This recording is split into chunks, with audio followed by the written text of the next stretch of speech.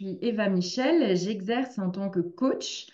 Je suis certifiée en neurosciences et pour l'accompagnement des salariés.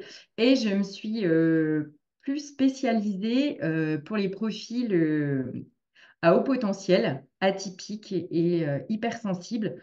Justement, l'étant moi-même, je trouvais que c'était plus raisonnant d'accompagner ce type de profil aussi bien dans les challenges de la sphère professionnelle que personnelle.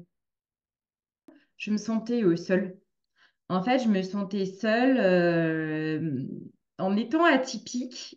Ça, ça contribue déjà à se sentir seule. Et je sentais que j'avais vraiment besoin d'un espace où je pouvais interagir, échanger avec d'autres personnes qui vivaient un peu soit ma situation, soit comprendre certaines difficultés que je rencontrais d'espaces de vulnérabilité ou parfois de se dire, c'est pas au niveau où je voudrais. Et pour certains, ça pourrait être, si, c'est déjà bien, mais en fait, ça venait frotter. Donc, je me suis dit que j'avais besoin d'un espace où je pouvais exprimer et puis me sentir aussi à la fois écoutée, comprise. Et donc, c'était c'était ça vraiment que j'avais envie d'explorer et de rencontrer dans son cas Révolution. J'ai senti que j'avais besoin d'aller, j'allais dire, vers mes consoeurs, en tout cas avec Anne-Valérie, on se suivait mutuellement sur les réseaux et puis ça résonnait en moi, son partage et justement ses enjeux, ses difficultés, ces choses d'atypiques et de différentes m'appelaient fortement. Donc, et puis c'est comme si je m'étais, en fait, en rejoignant son cas, autorisé quelque chose. J'aime bien Anne-Valérie dit lâcher les fauves. Et ben c'était un peu de ça, en fait. Il y avait un peu de maintenant, on va aller lâcher les fauves. J'ai à cœur de rejoindre un espace où je me sens accueillie dans tout ce que je suis. M'autoriser à être plus présente, à, à accueillir aussi cette part de vulnérabilité que, que je cachais un peu en fait, ou que je n'osais pas montrer, de me dire, non, ça ne sera pas assez. En fait, si je ne me montre pas comme une experte, ce ne sera pas suffisant pour attirer des personnes, et finalement, c'est le paradoxe, mais en me montrant plus vulnérable, en accueillant mes difficultés, c'est là aussi où ça s'expanse et les gens raisonnent. Parce que les gens ne se disent pas, oh, elle est trop loin de nous, elle ne peut pas comprendre, enfin, tout ce qu'on peut, toutes les pensées qu'on peut avoir, et de se dire, finalement, elle est comme nous, quelque part. Ça venait me toucher sur quoi tu n'y arrives pas toute seule, avec ce côté de me dire, mais enfin, tu as des clés, tu as des outils, tu devrais pouvoir y arriver, mais il y a une part de moi qui disait, mais en fait, j'ai aussi besoin de, de galoper avec les fauves, quoi. C'est-à-dire d'aller avec des personnes qui me, qui me comprennent, qui me soutiennent et qui m'accueillent. Pour aussi aller loin de cette solitude qu'on peut ressentir aussi parfois. Se dire finalement, quand je bloque dans un moment, dans une idée, même si j'ai bonne capacité à l'autoréflexion, à comprendre des croyances, des peurs, des blocages, des choses, il y a un moment, et même si je fais ce pas de côté, il n'est pas suffisamment puissant ou déclenchant pour pouvoir actionner derrière. Donc, je sens que j'ai cette capacité d'introspection, de mettre parfois le doigt sur un blocage, mais j'ai aussi besoin en miroir, en résonance, qu'on me questionne en fait.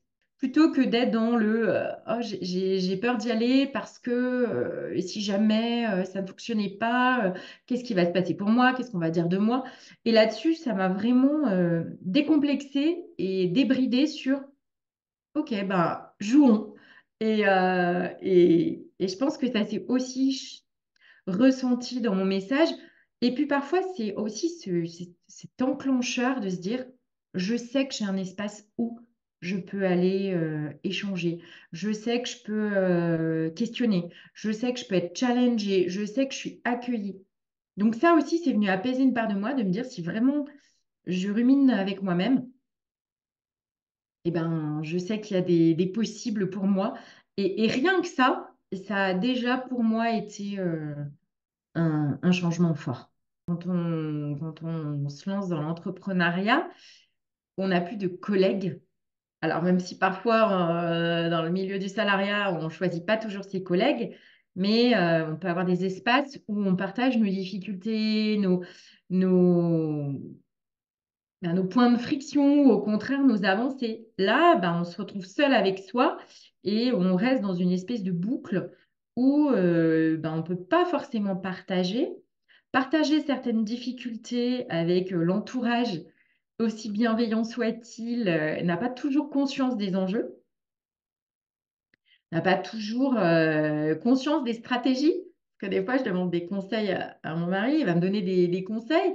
Et en fait, je me dis, mais j'aurais pas dû lui demander parce que même s'il me le fait en toute bienveillance, il dit tout l'inverse de ce qu'on entend. Et du coup, bah, ça vient encore plus amener du doute sur le doute. Donc, c'est de se dire, bah, voilà, je cherche un espace, je trouve un espace où je peux aussi partager des conseils pour moi, pour les autres, et puis en recevoir, et puis me confronter aussi avec toute bienveillance au regard des autres qui entreprennent. J'ai lancé un accompagnement hybride collectif individuel qui va démarrer dans quelques jours. Ce qui fait que j'ai accueilli des personnes dans cet accompagnement que j'aurais pas forcément lancé. Et plus j'ai fait preuve aussi de créativité pour me dire comment je peux faire que des personnes viennent à moi. Comment aussi ça a changé ma façon d'écrire, même si j'étais à l'aise sur le fait de poster sur les réseaux. Ça a changé ma façon d'être aux autres. Et ce qui fait que j'ai attiré aussi plus de personnes en individuel. Avec aussi travailler, alors j'allais dire plus intelligemment, mais plus stratégiquement, même si ce mot stratégie, des fois, il vient me toucher un peu dans ce qu'il peut représenter, et moins dans la quantité. Parfois, quand on manque de stratégie, on fait des actions qui épuisent et qui apportent pas forcément quelque chose. Donc c'est là aussi, moi, j'avais besoin d'aller dans plus de stratégie dans mes réflexions et dans mes actions. Aller vers ces actions-là qui sont plus pertinentes et qui parfois aussi font un peu plus peur. Cette action-là, elle me confronte un peu à des choses pas super agréables pour moi et j'ose en fait y aller parce que je sais que je vais pouvoir aussi partager cette insécurité, bah, soit avec Anne-Valérie, soit avec les autres, et aussi revenir dans le court, moyen et long terme. En termes de prise de conscience, oui, il y a eu ce côté et donc impact de tester et d'accueillir le fait que je ne maîtrise pas le résultat, que ça peut être un plantage, que ça peut être neutre et que ça peut être une réussite. Et d'y aller sans savoir ce que ça va donner, sans mettre de valeur sur ce que ça provoque comme résultat.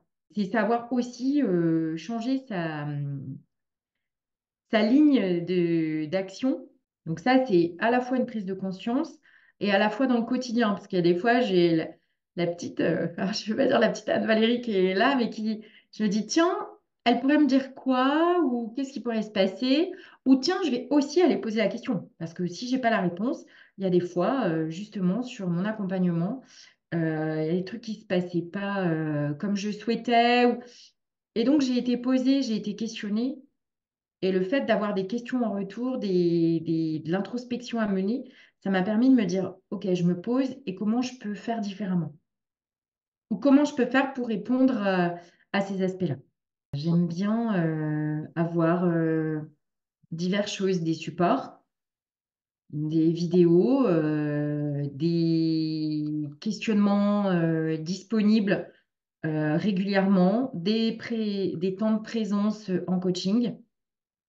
Donc j'aime bien cette diversité possible pour se dire, il y a des choses que je peux actionner dans mon coin, prendre conscience, écouter, faire infuser.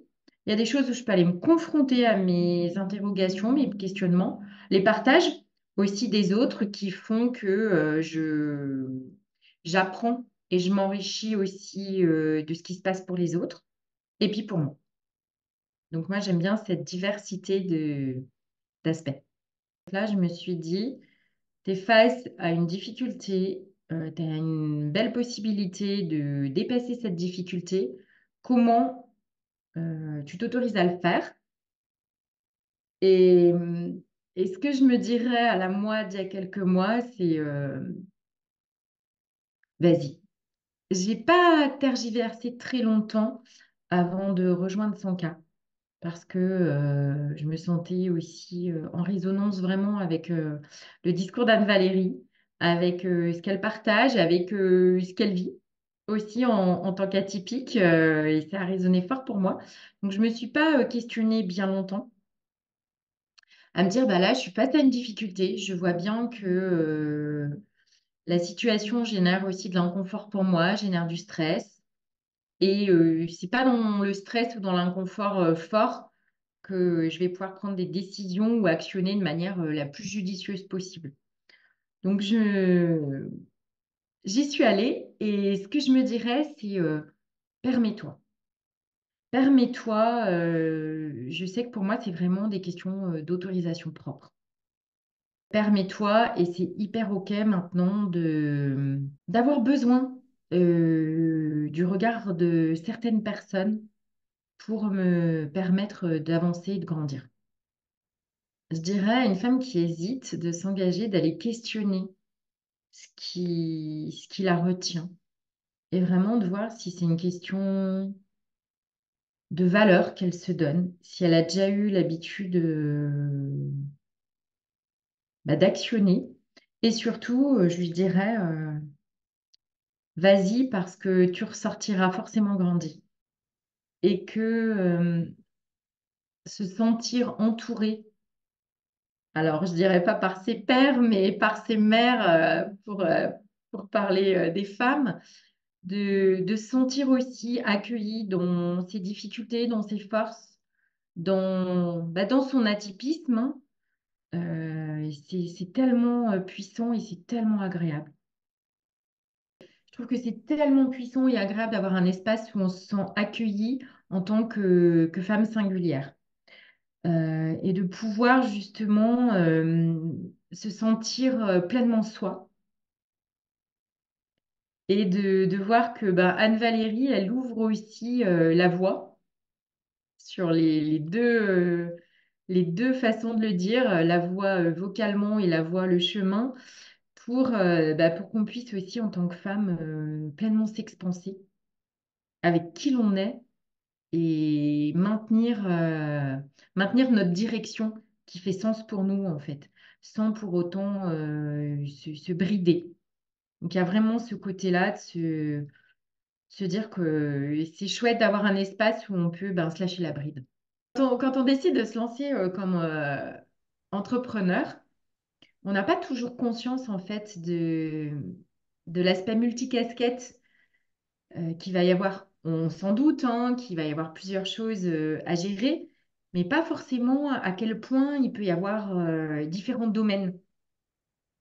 Et quand on se lance, ben, financièrement, on n'a pas forcément le budget pour sous-traiter, la connaissance de personnes à qui on pourrait le faire.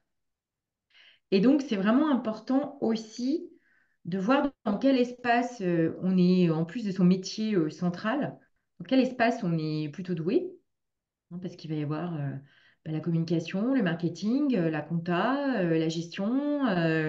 Il va y avoir plein d'aspects, la technique. Et c'est aussi intéressant d'avoir justement un espace où on peut partager ça, où on peut avoir de l'information, où on peut aussi prendre conscience ben, qu'on peut être doué dans son domaine d'excellence et d'expertise, mais aussi dans un ou deux domaines annexes, mais qu'il y en a tout un tas.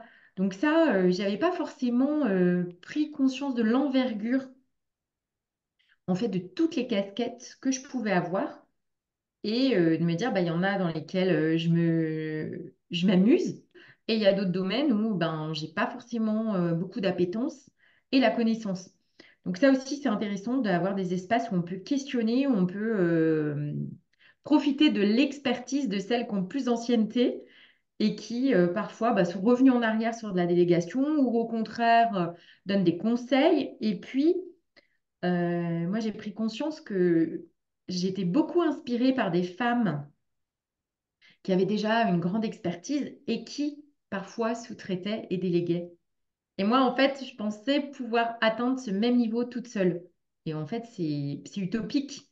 Je dois avancer, jalonner, et puis après, je pourrais aussi sous-traiter, actionner, et que je peux pas faire. Donc, avance sur les jalons. Ça ne m'empêche pas de voir loin et de me dire, tiens, un jour, peut-être que j'aimerais être là, mais pour autant, je suis ici. Comment je peux continuer à cheminer et à avancer vers un objectif plus gros? La meilleure, le meilleur des investissements, plutôt qu'une Xième formation où on se dit, je suis peut-être pas encore assez, j'ai peut-être pas encore assez d'expertise, bah, c'est soi. Et là, il y a un moment de se dire, bah, plutôt que de mettre encore une corde à mon arc, parce que souvent on en a de nombreuses, bah, maintenant je vais investir sur moi et sur mon état d'esprit et sur... parce que ça, on ne pourra pas nous l'enlever. Quelque part, on ne pourra pas, quand on va grandir, on va transformer, même si ça donne pas toujours le résultat tout de suite escompté, on actionne une transformation et quelque chose de soi.